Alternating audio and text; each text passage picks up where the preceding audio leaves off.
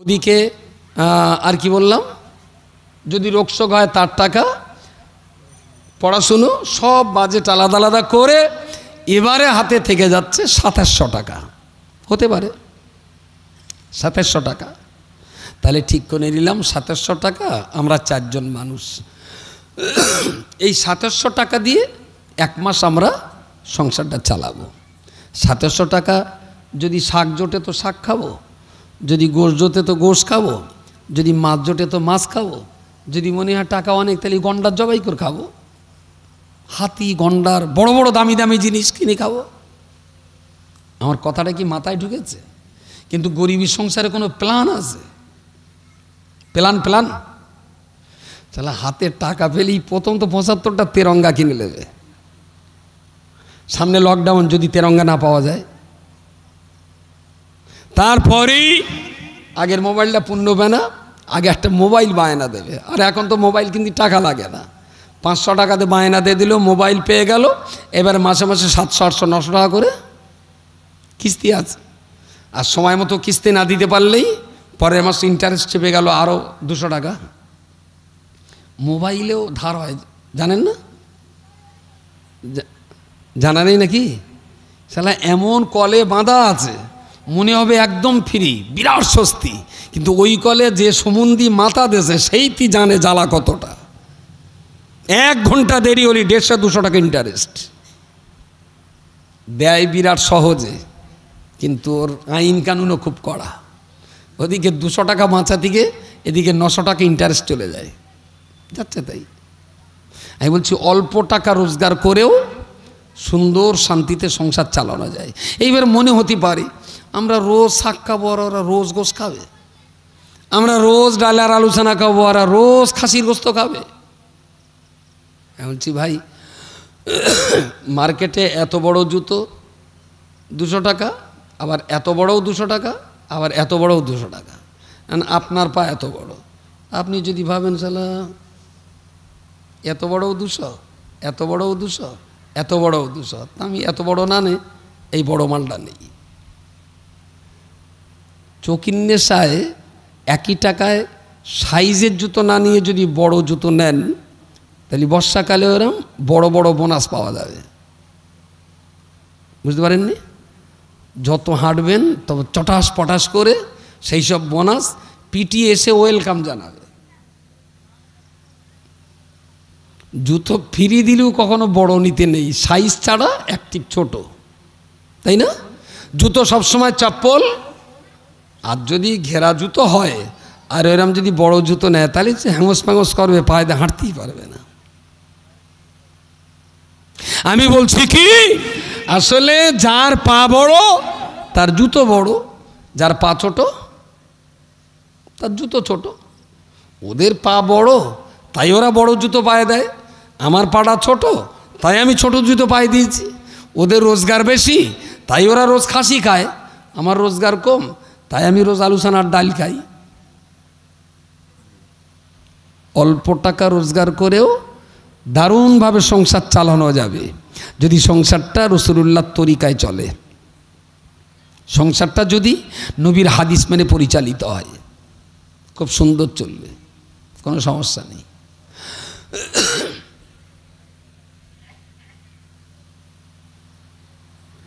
আমরা যারা সামাজিক মানুষ এবং মুসলমান বলে দাবি করছি, জীবনে এতদিন প্ল্যান হোক আর না হোক, সামনে যে কটা দিন আল্লাহ বাঁচায় এই কটা দিন অন্তত নিয়ত ঠিক করে চলা হোক, এই কটা দিন প্ল্যান মাফিক চলা হোক। কত গভীর গভীর পরিকল্পনা, এটা একবার বুঝলে না পাগল সেরে যাবে। ধরুন এটা মদিনা শরীফ আর আমার এই মোবাইলটা মক্কা শরীফ, এটা মক্কা এটা মদিনা। মক্কা থেকে মদিনা হলো সুটান কোন দিকে, আমি যেভাবে ধরেছি তাতে কোন দিকে, এটা মক্কা এটা মদিনা, তাহলে মদিনাটা মক্কার কোন দিকে, উত্তরে, তাই তো? যে রাত্রিতে রাসূলুল্লাহর ঘর ঘেরাও করা হলো, রাসূলুল্লাহ সেদিন ঘর থেকে বেরিয়ে আবু বকরকে সঙ্গে নিয়ে বললেন, চলো, আল্লাহর নির্দেশ হয়েছে মদিনাতে হিজরত করতে হবে, হিজরত করতে হবে। তা আবু বকরকে সঙ্গে নিয়ে রাসূলুল্লাহ মদিনার দিকে না এসে উল্টে এই কোনাকোনি গাড়ে সুরে গেলেন। বুঝতে পারেননি? মদিনায় হিজরত করবেন তো মদিনায়, উল্টে এই দিকটা গেলেন কেন? আচ্ছা, এই কঠিন পরিস্থিতির মাঝখানেও কত ঠান্ডা মাথায় চিন্তা করেছেন, এটা তো উম্মতে মুহাম্মাদীদের অত্যন্ত গভীরভাবে ভাববার ব্যাপার। গরম মাথায় কখনো সিদ্ধান্ত নিতে নেই, অস্থির মস্তিষ্কে কখনো কোনো সিদ্ধান্ত নিতে নেই। সিদ্ধান্ত নিতে আর ঠান্ডা মাথায়। অস্থির মাথায় সিদ্ধান্ত যত নিয়েছেন তত ঠকেছেন, ততই ঠকেছেন। স্বামী স্ত্রীতে ঝগড়া হলো, বউটা বলল, দুপুরে যদি আমার তালাক না দে ভাত খাবি তা তুই সোর খাবি। বুঝতে পারেননি? আমরা তো একটা জায়গায় আছি, এর জন্য প্রচুর বিচার করতে হয় পারিবারিক। আমার হাতে এই স্বামী স্ত্রীর ঝগড়া যা বিচার করি, তার যদি হিসাব বলতে হয় তাহলে 100-র ভিতরে 80 থেকে 82টা ঝগড়া বউ তালাক চেয়ে নেয় স্বামীর কাছ থেকে। কিন্তু বেশিরভাগ তালাকের দোষটা হয় মদ্দালকের, যে ও তালাক দেছে। কিন্তু তালাক যে কত কলে পড়ে দেছে এটা মনে অনেক লোকে জানে না। বিচারে বসলি তখন কথাগুলো আসে। আমি বলছি, উনি তো স্ত্রী, সে মাথা গরম করে একটা কথা বলতেই পারে। ঠিক আছে, সে যদি বলে যে আমার তালাক না দে তুমি এই ভাত খালি হারাম খাবা, তা তুই বাড়ির ভাত না খেয়ে দোকানের রুটি আর গুড় খা, খেয়ে একটু ঠান্ডা মাথাটা করে এসে সিদ্ধান্ত নে। এও যেরকম বলল, ও আর একেবারে মুহূর্তের ভেতরে বলে দিলে তোর 33,000 তালাক দিয়ে দিলুম, বেরো। কখন কখন বলে, হুজুর সে রাগের মাথালে 14-15টা দিয়ে ফেলিস। তবে আমার জ্ঞান তো আজও কোনো মুসলমান বলিনি যে হুজুরে 1 তালাক দিয়েছি। লেখাপড়া জানি না হুজুর, মুখ্য সূক্ষ্ম লোক, এরাম দিয়ে ফেলেছি 3 তালাক, দেখেন না কিছু করা যায় কি? আমি বলি, না, তুই যা করেছিস ভাই, ও এখন অন্য আবার হন্যে কুকুর দিয়ে চাটাতি হবে, হন্যে কুকুর চেটে দেবে, তারপরে তুই খাতি পারবি, তাহলে তুই খাতি পারবি না। তাহলে হুজুর দেখেন না, পয়সা করি কিছু লাগলি না দোবানো। আর এই দেখ, এটা পয়সা করির কাজ না, ও তুই চল যা, কোনো লাইন হবে না। তাহলে তো হুজুর আমরা মুখ্য সূক্ষ্ম লোক, আমাদের জন্য কোনো অন্য কোনো লাইন টাইন নিয়ে বলে, এই হারাবি তুই মূর্খ, তা 3,000 না দে 3 দিলি কেন? তাহলে না, ওই বলতে বলতে 3 বলেছি আমি, তাহলে তুই 1.5 দিলি না কেন, 2 দিলি না কেন, 1 দিলি না কেন? তুই তো শালা পাকা খেড়ে। তুই যদি অশিক্ষিত মূর্খ, তুই তো 1টা দে আমার কাছে শুনতে পারতিস যে হুজুর 1টা দিছি, এখন উপায় কি? তুই তো পাকা সরেল, তো তুই 3টে দিছিস মানে কি তুই মূর্খ? আমি বলছি, ইসলামের তালাক দেওয়ার বিধানটা না এত সুন্দর, যা মুসলমানরা যদি একটু মেনে চলতো তাহলে কোর্ট কাছারিতে বিচারালয়ে আমাদের মাথা হ্যাঁট হতো না। এরা তো অস্থির মস্তিষ্ক, খায়ও গরু, হচ্ছেও গরু, যেরাম গরু খাচ্ছে সেরাম গরুর মতন। গরু কি নিজে জানে যে মানুষের আমার গরু বলে? গরু নিজে জানে যে মানুষের আমার গরু বলে? কঠিন প্রশ্ন করলাম নাকি? আচ্ছা, গাধা কি জানে যে ছেলে পিলে বুঝদার বুদ্ধিশুদ্ধি না থাকলে ওরা আমারই উপমা দে ওর ছেলেটার গাধা বলে? এটা কি গাধা কখনো জানে? গাধাও জানে না যে ওর নাম গাধা, গরু জানে না যে পাবলিক করে দামড়া গরু বলে। আমি বলছি কি, বিয়ে করার আগে তালাকের মশলাটা ভালো করে শিখতে হয়, তাহলে সংসারটা ভালো যায়। আমি যদি এখানে জিজ্ঞেস করি, তালাকের 17 হ্যাঁ বোধ হয় 17টা ভাগ আছে তালাকের। বিয়ে করা বিরাট সহজ, কিন্তু তালাকের মশলাগুলো পড়া অতটা সহজ নাই। মুহাক্কিক পণ্ডিতরা বলেছেন, ইসলামের দুটো মশলা সবচাইতে জটিল, একটা নামাজের মশলা আর একটা তালাকের মশলা। কিন্তু আমাদের সমাজের ছেলেপিলেরা তাদেরকে তালাকের মশলা না শিখিয়েই বিয়েটা দেওয়া হয়, যার জন্য অশান্তিটা বেশি হয়। কচি আমার এই মজলিসে কেউ যদি এখনও আইবুড়ো থাকিস ভাই, তোর পায়ে দুখানা ধরে বলছি, তালাক পড়ে তারপর বে করবি। তালাকের অধ্যায় না পড়ে খবরদার বে করবি না। তোর বাপ যতই ধরে দেখ, যাবি না, বলে আমি তালাকের মশলাটা শিখে নেই তারপর বিয়ে করব। স্বামী স্ত্রী দুটো প্রাণী এক জায়গায় হয়েছে, শান্তির জন্যে তো বিয়ে, হ্যাঁ শান্তির জন্যে বিয়ে দিতে হয়। কিন্তু এমন ছেলে মেয়ে হয়ে গেছে বিয়ে যে ওদের অশান্তি হচ্ছে। ইসলামের নির্দেশ কি? যদি দুজনের অশান্তি হয় তাহলে একজন ঘরে শোও আর একজন বারান্দায় শোও, বিছেন ফেড়ে ভাগ করে ভালো, দু জায়গায় থাকো। কতদিন না? 1 মাস থাকতে হবে। এবার ও ঘরে চিতে শুয়ে শুয়ে পাখা ঘুরতেছে, ওইটা গুনুক মিনিটে কভার করে ঘুরতেছে, আর এও বারান্দায় শুয়ে শুয়ে বুঝুক গিরিল্লা কোন কামারে তৈরি করেছে, এই ফাঁকটা বড় হয়ে গেছে, এটা ছোট হয়ে গেছে, দুটো তো দু জায়গায়। ও পাকা ঘোরা গুনুক আর গিরিলির ফাঁক গুনুক। সত্যিকারের 1 দিন 2 দিন 3 দিনের ভেতরে ঘরে ওরও শুয়ে মনে হবে শালা মিনসেটা রোজ বারান্দা যদি একটু দেখতো তাও না যেত। এও মনে মনে তসবি টিপতেছে, না ধুকা মারলুম, সেও তো কিচ্ছু বলে না। 3-4 দিন পর যদি সংসার হওয়ার মতন লাইন থাকে, 3-4 দিন গেলেই না একটা টাইমে এসে বলো, ও মিনসি আর কতদিন বারান্দায় সবার, তাহলে ঘরের দিক চলো, তোমার ঝাঁঝা কোনো মিটিনি নাকি? ও তখন বুঝে নিলে তাইলে রসমাটো হয়ে এসে এবার যাই। একটু আধদাক ঝামেলা হলে যেই জায়গা ভাগ করবেন অনায়াসেই কিন্তু ধীরে ধীরে ঝামেলাটা ছোট হবে। ইসলাম কত বিজ্ঞানসম্মত, বিনা বিচারেই নিজেদের সমস্যা নিজেরাই মিটিয়ে নেবে। এবার দুটো এক জায়গায় এ দেখ, তাতে আজকে বলে 13 দিন তুই ঘরে আর আমি বারান্দায়, তাতে আমি না মেয়ে লোকে উল্টোপাল্টা বললাম, তা তুমি একটু ধৈর্য দিতে পারো না? ও আর বললো আমিও ফটং করে বলে ফেলতো, এই দেখ আমি না বুঝতে পারিনি, লাইলি মজনু আবার ঠিক হয়ে গেল। বাই চান্স 1 মাস আলাদা শুয়ে যদি কেউ কাউকে আকর্ষণ না করে, না স্ত্রী চাচ্ছে ও ঘরে আসুক, স্বামীও চাচ্ছে না ঘরে যাই, দুজনে একদম কাটে পড়ে গেছে, ইসলাম তখন বলেছে ছেলেটা আর ছেলের বাপ মাটা, মেয়েটা আর মেয়ের বাপ মা, এরা 3 জন আর ওরা 3 জন এক জায়গায় বসুক। ছেলে তার স্ত্রীর দোষ বলুক, স্ত্রী তার স্বামীর দোষ বলুক, আর দুটো বাপ মা থেকে বিচারটা করে দেবে, বাইরের কেউ না। এই বিচারে যদি শান্তি ফেরে আলহামদুলিল্লাহ, বাই চান্স সেই বিচারেও যদি শান্তিটা না ফেরে, তখন ইসলামের বিধান হলো এরা 3 জন ওরা 3 জন আর 3 জন মাওলানা ডাকুন, যারা শরীয়ত বোঝেন ইসলাম বোঝেন, ওরা 3 জন এসে তোমাদের গল্পটা শুনে আলেমারে এবার বলে দিক কার দোষ আর কার নির্দোষ।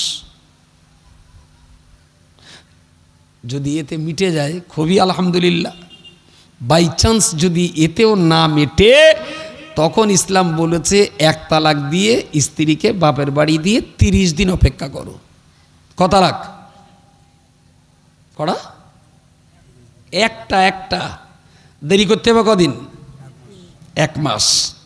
1 তালাক দিয়ে 30 দিন পর্যন্ত অপেক্ষা করতে হবে। এইবারে মেয়েটা বাপের বাড়ি গেল, বাপের বাড়ি ওর ভাই বউটো বাসে, ভাত দুটো দেবে, তা গ্লাস টানে ঠুকে দেবে, ঠুকে বলে ওই পঙ্গপাল ভিটে উঠেছে, কবে যে যাবে তার ঠিক নেই, আর এই গজব যে কতদিন আমার বইয়ে বেড়াতে হবে। হয় না এরকম? ননদ হলো সংসারের জন্য বিষাক্ত প্রাণী ভাবিদের কাছে, আমার কাছে না, আমার তো ননদ নেই। ননদ হলো ভাবির কাছে খুব বিষাক্ত প্রাণী। আকসার কোনো বাড়িতে যদি বিবাহিতা বা তালাকপ্রাপ্তা ননদ থাকে, সচরাচর সেই বাড়িতে কেউ মেয়ের বিয়ে দিতে চায় না। সত্যি কথাটা বলে ফেলে দিলাম। এখানে যারা আছে সবাই আমার মতন একই গুরুর শিষ্য, কিন্তু বলতে পারছে না অনেকেই। কারণ ননদার ভাবিতে নাকি সাপ আর বেজির সম্পর্ক। যাক ভালো। এখন এই মেয়েটা তালাক নিয়ে যখন শ্বশুর বাড়ি, ওর বাপের বাড়িতে দুবেলা যখন ঝাঁটালাতি খাবে, ওর তখন মনে হবে দুস ঘোড়ার ডিম এখানে ঝাঁটার বাড়ি খাওয়ার চাইতে, এই ঝাঁটালাতি খাওয়ার চাইতে আমার যা ছেলে মদ্দা লোকটা ওখানে না আবার যাই। বুঝতে পারেননি? তখনও ভাত দিয়ে বলে ভাই তোর দোলাবার একটু ফোন কর দিন, আমার একটু লে যাক। বাপের বাড়ি এখানেটা শিক্ষা হয়ে গেছে, ও আবার সংসার করতে চাচ্ছে, ভেরি গুড। এক তালাক দিয়েছেন তো নো প্রবলেম, ওই স্ত্রীকে ঘরে নিয়ে আবার সুন্দর করে সংসার করুন। কিন্তু বন্দুকে পিস্তলের দানা 3টে ছিল, এখন আছে কটা? এখন 2টো আছে। বলে দেখ সে একটা দানা তো খরচ হয়ে গেছে, আর 2টো আছে, বলো তুইও সাবধানে থাকিস আর আমিও সাবধানে থাকি, খবরদার যেন কারোর পা স্লিপ না খায়, সংসার হোক। বাই চান্স যদি 30 দিনেও কেউ কাউকে না চায়, তখন ইসলামের বিধান ছেলেটা তার মেয়েকে, স্ত্রীকে 2য় তালাক দিয়ে আবার প্রথম 30 দিন, 2য় তালাক দিয়ে আবার 1 মাস অপেক্ষা করতে হবে। 59-60 দিনে যেও যদি দুজন মনে করে সংসার করব, আলহামদুলিল্লাহ, ওরা আবার সংসার করুক, কোনো সমস্যা নেই। 60 দিন সময় পাওয়ার পরেও যদি কেউ কাউকে মেনে নিতে না পারে, তাহলে মানাবার আর কোনো জায়গা আছে কি? আর কোনো জায়গা নেই। যে শান্তির জন্য বিবাহ ছিল, সেই শান্তি যখন এদের সংসারে কোনো মতেই হচ্ছে না, তখন ইসলাম বলেছে জনম জনমের মতো 3 তালাক দিয়ে তুমি এক জায়গায় নতুন স্ত্রী নাও, আর এও আর এক জায়গায় নতুন স্বামী নিয়ে তারা সংসার করুক। শান্তির জন্যে যদি বিয়ে হয় তো শান্তির জন্যেই তালাক। আমাদের সমাজে যা তালাক হয়, হয়তো মাঠে মাছ টাছ ধরে বিরাট টানা রোদি আর তাতি সেই রকম ঘেমে নিয়ে হেঁটে হেঁটে বাড়ি এসেই বউডার বললো এই একটু 1 গ্লাস পানি দিয়ে দিন। বউডা গ্লাস কলে দিয়ে পানি টানতে যাবে, ওদিক দেখে দুধ উদলে পড়ে যাচ্ছে, তাড়াতাড়ি করে গ্লাসটাকে আবার 2 দিন হাঁড়ি টেনে গিয়ে 1 খাবলা পানি দেবে। ওদিক রেখে এসে এদিকে আর পানি নিতে যাবে, ওদিক থেকে বাসুরটা ফসকে সে গাছ দুধ খেয়ে এলেছে, আবার গ্লাসটা রেখে সে বাসুরটা আবার বেঁধে আসলে, বাড়ির গিন্নি মানে তার কত জ্বালা। ওইদিকে আবার পানি নিতে যাবে, দেখে কচি বাচ্চাটা পায়খানা করে 2 হাত দিয়ে পায়খানা চটকাচ্ছে, আবার সে গ্লাসটাকে কচিটা ধুয়ে টুয়ে পানি নেজাতিকে দেরি হয়েছে 8 ঘন্টা। খয়কার কি মারাচ্ছিল এতক্ষণ বলেই শুরু, একদম দুমদাম একে দমে যতবার তালাক মুখস্থ ছিল বলে দিলে। আর যেটা কি মুসলমানের কাজ এটা? আল কাযিমিন আল গায়যা ওয়াল আফিনা আনিন নাস আল্লাহু ইউহিব্বুল মুহসিনিন। আমার আল্লাহ পাক রব্বুল আলামিন কোরআন শরীফে পরিষ্কার করে বলেছেন আল কাযিমিন আল গায়যা, যারা রাগকে সম্ভ্রম করতে পারে, ওয়াল আফিনা আনিন নাস, মানুষকে ক্ষমা করতে পারে, আল্লাহু ইউহিব্বুল মুহসিনিন, তারাই হলো প্রকৃত অর্থে ভালো মানুষ। আর আল্লাহ পাক ভালো মানুষ দিগকে ভালোবাসেন। সুবহানাল্লাহ বলেন, একটু জোরে বলেন সুবহানাল্লাহ। আমি যেন কোনোদিনের জন্য আর না শুনি যে মুসলমান হুটপাট 3 তালাক দিয়েছে, কখনো দেবেন না। তালাক যদি দিতে হয় ঠান্ডা মাথায় একটা বন্ধু, একজন ইমাম, একটা মাওলানা, কি আপনার 2টো প্রিয়জন, এ দেখো আমার সংসারে না ভাই এই হচ্ছে, কি করি বলো দিন। 5টা মানুষের সলা পরামর্শ করে কাজটা করুন। বিয়ে করতেও তো 5টা মানুষকে ডেকে নিয়ে গিয়েছিলেন দেখাশোনায়, ঘরবার দেখতে একবার, দিনখান করতে আর একবার, তাহলে তালাকটা দেওয়ার জন্য 2টো লোকের বুদ্ধি নেবেন না আপনি?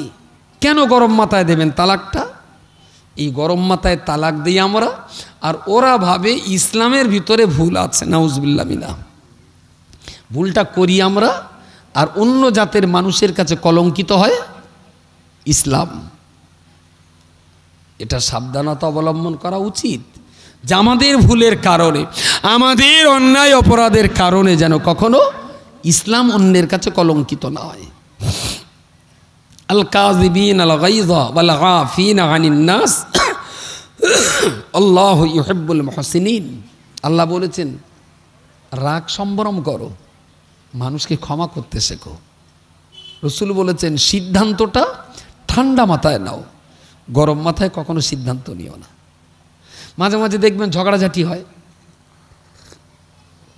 দুটো লোকে মারপিট করছে, বলে দুটো লোকে। এখন মার্কেটে প্রচুর লোক আছে, এদিক থেকে একটু এলো, ওদিক থেকে একটু এলো, ওদিক থেকে একটু এলো, সবাই গেছে থাকাতি। শালা থাকাতি নিয়ে এরা দুটো মারপিট করতে করতে দেশে কিলোর থুবনিতি, শালা থুবনি না লেগে ও যে মাথা নিচু করেছে লেগেছে পেছনের লোকের নাকে। ও বলেই শালা আমি এসে থাকাতে তুই মারলি কেন? তার মানে ঝগড়ায় দুজনের জায়গায় তিনজন হয়ে গেল। এবারে ওই দুজন মারপিট করতে করতে থাকাতি যারা যায় ওরা একটু মার খায়, আর মার খেয়েই অতি অতি দেখা যাচ্ছে 7-8 জন কেডাকার মিটতেছে, আর কোন কিল কোথায় যাচ্ছে কারোর কোনো খবর নেই। আমি বলছি ঝগড়া বাঁধাতে গেলেও না একটা প্ল্যান করতে হয়। ধরুন ঝগড়াটা বেড়ে গেছে 7-8 জন, নো প্রবলেম। আমি বলছি ঝগড়াটা মেটাবার আগে 2 মিনিট একটা মিটিং করে নেন। আমি বললাম ভাই আপনি ওই গফফারের টেনেলে যান। শহীদ ভাই বললাম শহীদ ভাই আপনি হইবারের হাতটা ধরবেন। গোলাম আলীর বললি তুই জাইদুলির ধর, নুরুদ্দিন বললাম তুই বক্কারের ধর। 8টা লোক 2 মিনিটই প্ল্যান করবো, 2 মিনিট, অনলি 2 মিনিটস। যদি 8টা লোককে 8 জনের ধরে রাখি মারপিট বন্ধ হতে সময় লাগবে? সময় সবাই গিয়ে এরও টানে কিল খায়, কিল মারে, দেখা যাচ্ছে ছেলে একটুখান ঝগড়া থাকা থেকে এত বড় হয়ে গেছে। আমার কথা বলা যায়নি? কেউ যদি না যেত, শুধু দুজনেই ঝগড়া করলি বলো অত বড় হতো না ঝগড়া। কিন্তু আমরা ঠেকাতি যেও ঝগড়া বড় হয়। কেন হয়? আমাদের হাতে কোনো প্ল্যান থাকে না, তাই কোনো পরিকল্পনা থাকে না। 8টা লোক ঝগড়া, তো আমি 30 সেকেন্ড নেব ঝগড়া থামাতে, মাত্র 30 সেকেন্ড। তবে তার আগে 1 মিনিট প্ল্যানটা করে নেব যে কোন প্ল্যানে ঝগড়াটা বন্ধ করা যায়। প্ল্যান ছাড়া যদি ঠেকাতে যাবেন মারপিটও বাড়ে, মারপিট বেড়ে যায়। এই জন্যে পৃথিবীর প্রত্যেকটা কাজের আগে রসুল বলেছেন তুমি তোমার প্ল্যান পরিকল্পনাটা ঠিক করে নাও, কাজে কখনো হেরে যেতে হবে না। প্রত্যেকটা কাজে সফলতা তোমার জন্যে অনিবার্য, তুমি অবশ্যই জিতে যাবে। আমি রসুলুল্লাহর হাদিস থেকে রসুলুল্লাহর জীবনের এই কথাটা হঠাৎ মনে পড়ল বলেই, হঠাৎ মনে পড়ল আর বললাম। কেন বললাম? قال النبي صلى الله عليه وسلم من تمسك بسنتي عند فساد أمتي 100,000 شهيد।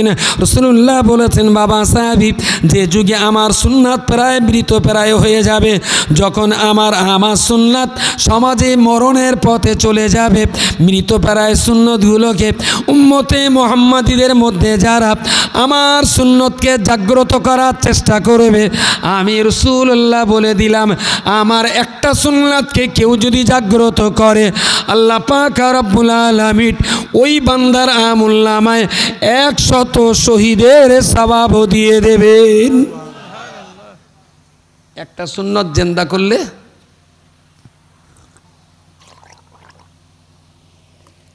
কতটা সওয়াব বললাম? 100 কি শহীদ? শহীদ মানে মোটামুটি বদরের যুদ্ধ হয়েছে শুনেছেন, ওহদের যুদ্ধ হয়েছে শুনেছেন, খান্দাকের যুদ্ধ হয়েছে শুনেছেন। ওই সমস্ত যুদ্ধে হজরত হানজালা, হজরত হামজা আরও অনেক সাহাবী তারা যুদ্ধে শহীদ হয়েছেন। ওই যুদ্ধে শহীদ হওয়ার একটা শহীদের যত স্বভাব, একটা সুন্নত পালন করলে ওই রকম 100 শহীদের স্বভাব আল্লাহ আপনার আমলে দেবেন। বলুন সুবহানাল্লাহ। কোথাও না কোথাও আপনি শুনে থাকবেন 1936 সালে দাজলা নদীর তীর থেকে 2 জন সাহাবীর কবর খুঁড়ে টাটকা লাশ ওখান থেকে আবার ইরাকের সালমান পার্কে সেই 2 জন সাহাবীকে দাফন করা হয়েছিল। সাহাবী 2 জনের নাম হজরত হুযায়ফাতুল ইয়ামানি আর সম্ভবত জাবির বিন আবদুল্লাহ। ইতিহাসের এই একটা ভয়ঙ্কর দিক, নাম আর সাল তারিখ সবসময় মনে রাখা খুব খুব কঠিন হয়। এনারা দুইজন সাহাবী ইন্তেকাল করেছেন কিছু কম বেশি 1300 বছর আগে। দাফন করা ছিল দাজলা নদীর তীরে। নদী ভেঙে যাক আর যাই হোক, স্বপ্ন দেখলেন ইরাকের বাদশাহ যে আমরা দুইজন সাহাবী, নবী সাহাবী নদীর তীরে শুয়ে আছি, আমাদের কবরটা বড্ড স্যাঁতস্যাঁতে হয়ে গেছে, আমাদের কষ্ট হচ্ছে, আমাদের লাশটা এখান থেকে তুলে আর এক জায়গায় দাফনের ব্যবস্থা করুন। একাধিকবার স্বপ্ন দেখে উনি অস্থির হয়ে পড়লেন। অস্থির হয়ে লোক লস্কর নিয়ে সেই জায়গা খনন কার্য চালানো হলো। একটা অনুমান করে খনন কার্য চালিয়ে দেখা গেল সত্যি সত্যি পাশাপাশি দুইজন সাহাবীর লাশ রয়েছে এবং 1300 বছর আগের যে কাফনের কাপড় আজও পর্যন্ত সেই কাপড় অবিকৃত অবস্থায় রয়েছে। সে কাপড় পচে যায়নি, পোকা লাগেনি। কবর খুঁড়তে খুঁড়তে যে কোদাল কুরুল বা এই জাতীয় কাস্তে নিড়েন যা দিয়ে তারা খুঁড়ছিল, ওই অস্ত্র অসাবধানতার বশত হযরত হুযাইফাতুল ইয়ামানির কপালে লেগে যেতেই সেই কাটা জায়গা থেকে টাটকা রক্ত গড়াতে লাগলো। জোরে সোরে বলুন সুবহানাল্লাহ। 1300 বছর কবরে থাকার পরেও তাদের দেহের রক্ত এখনো জমে যায়নি। তাহলে নিশ্চিত করে বলা যায় কোরআনের এই আয়াত আজও সত্য। ওয়ালা তাকুলু লিমান ইউকতালু ফি সাবিলিল্লাহি আমওয়াত বাল আহইয়াউন ওয়ালাকিন লা তাশউরুন। জোরে সরে বলুন সুবহানাল্লাহ, সুবহানাল্লাহ। আল্লাহ পাক কোরআনের ভিতরে বলে দিয়েছেন ওয়ালা তাকুলু লিমান ইউকতালু ফি সাবিলিল্লাহি আমওয়াত। হে পৃথিবীর মানুষেরা, তোমরা ওই সমস্ত মানুষ যারা ধর্মযুদ্ধে ইসলামের পতাকা জিন্দা রাখার জন্য যুদ্ধ ময়দানে যারা শাহাদাত বরণ করেছে, তোমরা কোনো দিনের জন্য মরা বলো না। বাল আহইয়াউন, ওরা কবরের ভিতর অবশ্যই জ্যান্ত থাকে। ওয়ালাকিন লা তাশউরুন, ওরা কোন প্রক্রিয়ায় কিভাবে জ্যান্ত থাকে এ ব্যাপারে তোমরা কিছুই জানো না, বোঝো না। আল্লাহ বলেছেন শহীদ বান্দারা কবরে জ্যান্ত থাকে। 1300 বছরের মানুষ কবরের ভিতরে শোয়া, কিন্তু তাদের কাফনের কাপড়ে ধুলোবালি লেগেছে, কাদা লেগেছে, কিন্তু সেই কাফনের কাপড় পচে যায়নি। ওখান থেকে তাদের সসম্মানে তুলে পৃথিবীর লক্ষ লক্ষ মানুষ দেখেছিল। হুযাইফাতুল ইয়ামানি, জাবির বিন আব্দুল্লাহ, দুইজন সাহাবীর টাটকা লাশ ওখান থেকে তুলে বেশ অনেকটা ভিতরে, জায়গাটার নাম হলো সালমান পার্ক, সেই জায়গাতে দাফন করা হলো। তাহলে এরা শহীদ বান্দা। আর শেষ জমানাতে যখন কোনো সুন্নাত মৃতপ্রায় হবে, সেই সময় কেউ যদি একটা সুন্নাতকে জিন্দা করতে পারেন, রসুল বলেছেন তাকে ওই রকম 100 শহীদের সওয়াব দেওয়া হবে। আরও একবার বলুন সুবহানাল্লাহ, সুবহানাল্লাহ। ব্রাশ কলগেটের দাম কত? একটা ব্রাশ আর একটা কলগেট মোটামুটি কত দাম? গ্রামের লোক কেনে না? গ্রামে কত? 40 টাকা। একটুখানি একটা মেশক কত দাম? নিমির ডাল বা বাবলা গাছের এরকম বড় একটা ডাল, এইরকম মোটা মালঞ্চ কত? নিমির ডাল বা বাবলার ডাল 1 বিঘে কত দাম? মালঞ্চই 5 টাকা। তো আপনি বলছেন, এরা চিন্তা করতে উড়ির আবার দাম। এটা কি নিম না? মেয়গ্নি। নিম গাছ আর বাবলা গাছ নোন এলাকায় তো বাবলা গাছ আরও বেশি হয়। তা কারুর উঠোনে যদি বাবলা গাছ বা নিম গাছ থাকে, আর যদি বলে ভাই একটা মেশক নেবো, কত নিবি? তোর গাছটা একটা মেশক কেটে নেবো, কত নিবি? বাড়ির লোক ভাববে এর কি ফেসের তার আউট হয়ে গেল। ফ্রি দেবে না গ্রামে? ফ্রি 79 দেবে।